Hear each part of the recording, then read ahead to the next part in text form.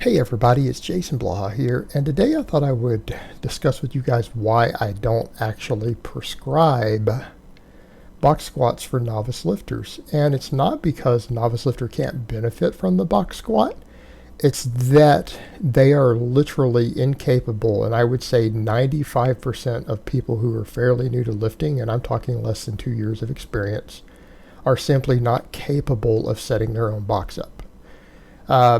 If I could tell people, hey, you have to find a 12-inch tall box like what I use and make them learn on that no matter how tall they are, that might work.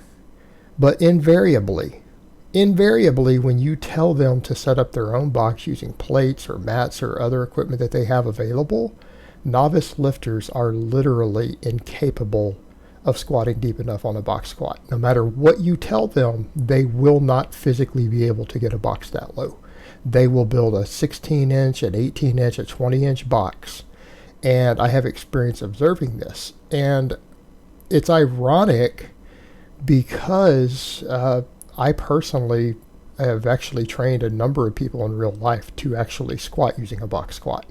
And over the years, even when I've said at times that I wasn't always as pro box squat as I am now, I've still used it as a coaching tool, because for teaching someone to squat, the actual box squat is one of the most valuable tools you have. And I'm talking like your first week in the gym. Because teaching people how to box squat can let you actually assess their mobility versus their actual fear of sitting down. Because usually you get people who will be unable to squat to depth. They can't use their body weight to squat to depth. They can't use a light dumbbell. They can't do an empty barbell to depth. It's very, very common. And people will think it's a mobility issue. It's not. It's a fear issue. They are literally scared of sitting down. And then, you get the people who do that, and then you got to look at them and go, man, how do you sit down on a toilet? Like, how do you go to the bathroom if you can't squat? Well, that's easy for them. In fact, they could squat much deeper than the toilet. That's just easy to just sit down on because they know the toilet's there to catch them. But squatting into the air for a lot of people when they're learning to do it is very, very scary. And it's a normal fear. We have an innate fear of falling down, doing something that's going to make you fall over, make you fall backward, particularly fall backwards. Like, we are hardwired not to do that. And so that sitting down like that, sitting back when you're not used to doing it, because maybe you don't live in a country where they do third world squats and stuff, and I'm Slavic, I'm allowed to say that because my people do that, right? Squatting Slavs in tracksuits. So people are scared to do it. And so it's really extremely beneficial to teach someone how to squat, because you can teach them the mechanics of how to squat. You can teach them how to consistently get to depth. And in fact, if you have someone who lacks mobility, varying the height of a box is the easiest way to get someone mobile. In other words, if you do literally find that rare individual who can't squat onto the box and sit down, guess what? You can have a box that puts them 4 inches above parallel and then pull an inch out every week on them. Right? You can stack whatever plates, you can adjust boxes, adjust mats, whatever you need to do. You can actually get someone to depth really, really quickly. You can work with someone who is literally too immobile to actually squat, and with a month of work, you can have them squatting to depth. Yes, I have done this in person. Particularly for people who have certain hip issues. You can build their mobility really rapidly and do that. It's extremely valuable. In fact, when I came back and learned how to squat again, I used the box squat. I think people forget that when I originally started YouTube, I had been very sick. I had to learn to walk again. I had gained 100 pounds of body fat while sick and immobile. I had to learn to walk again. I had to learn to squat again. I had to use the box squat to learn to reach depth again. And I got my squat back to something like 450 just using box squats, all right, before I pulled the box out. And it worked. It allowed me to, because I lost body orientation due to the nature of my illness, because I have Meniere's disease, bilateral Meniere's disease, I learned it to use to get to depth consistently. So it's an extremely valuable tool to get people to learn to sit back, to sit down safely, to get around their fear. It's a good tool to build their mobility if they lack it. And so it's actually one of the most valuable things you could do for a novice lifter. But that's under the care of a coach or a trainer who knows what they're doing. Unfortunately, when you turn someone loose in the gym, it's a problem. And it really is a bad thing, and it's just that you cannot communicate to people. There is almost no way you could write a program for a novice. Maybe I'll try, that might be a challenge. But I would almost be worried to do it, because I know if I write that, and no matter what detailed instructions, I could write 10 pages about them setting up their box.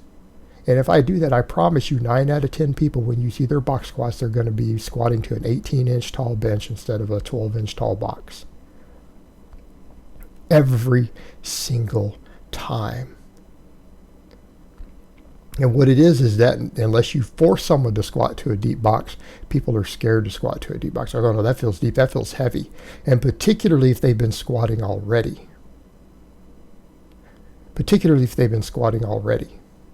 If you have someone who's already squatting 200 pounds for reps, even to depth, and you tell them to squat to a box, the first time they sit on a box with 135 on their back, they're going to be, no, that's way too low. No, I feel like I'm going like all the way to the floor.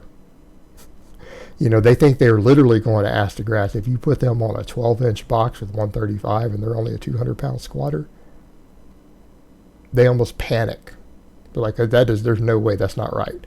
And it's not because they're going deeper, is that they're used to using a bit of a stretch reflex and being able to stay tight. And when they sit down and unload on that box, that 135 feels way heavier than it should. It feels way heavier than it should when they go to stand back up. Because box squats are hard. They're way harder. And that's what people forget. Like, I'll tell you right now, when you have someone setting up a box, if you can do a single rep with your 3-rep max off of a box, like your normal back squat 3-rep max, if you can do 1 rep with it, and it's your first time box squatting, there's no way your box is deep enough. Right? And that's what I found, even coaching clients. Like my first week with one of my clients, I have a client who, smart guy actually, he's very intelligent. He could back squat 315 to like 2 inches below parallel for a triple. I put him on a box squat, and he fell into that category. He sent me multiple pictures trying to get his height set, and he was literally 4 inches too high. Like I wrote in his thing, I want you 1 inch below parallel when you set your box up, because he's having to stack plates because his gym doesn't have everything he needed, or at least I thought it didn't. He had a 12-inch box, which was his correct height, right? He stacked multiple plates on top of it, like 45s, and thought he was at depth with a side view, and you could clearly see that he was 4 inches above parallel. And he sent the photos, and it's like, and it was because when he sat down even on that, it felt heavy. And that's even in a more experienced lifter. When you have a more experienced lifter that you're coaching, who you having set up a box and they send you that, what does that tell you about the other novices? Because I can tell you that right now. All my clients, the first time they send me a box squat, when I give instructions, all of them are squatting too high. Almost without fail. So that's your actual clients you're coaching who are all already lifters. Those are all guys who are squatting at least 300 already. You give them a box squat instruction with a depth, they'll be high every time. So if you give this to a novice lifter and you write into a program, what do you think they're going to do? If you write squat to a 12-inch box or a 13-inch box in a program, a cookie cutter program, they will squat to an 18-inch box. And then you lose the benefits. Now they're squatting up on top of a bench. They're squatting onto a bench instead of just stacking plates on the floor. Then we have a useless exercise, because a lot of the benefit of the box squat is the fact that we can go super deep. We learn to get really explosive out of the bottom. You are forced to use a lighter weight. And if you're forced to use a lighter weight with an exercise, it actually has amazing upper threshold muscle fiber recruitment, because of the explosive nature of it. What happens, it means you can train with higher training loads and higher training volumes. You recover easier.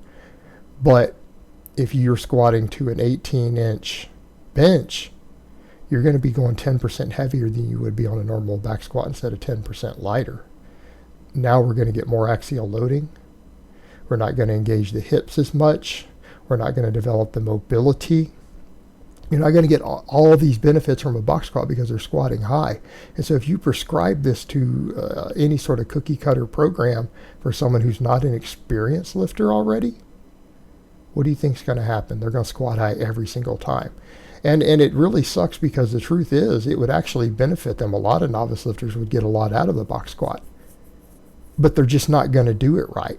No matter what instructions you give, they just do not have the training experience to understand how to do it correctly, no matter what you tell them.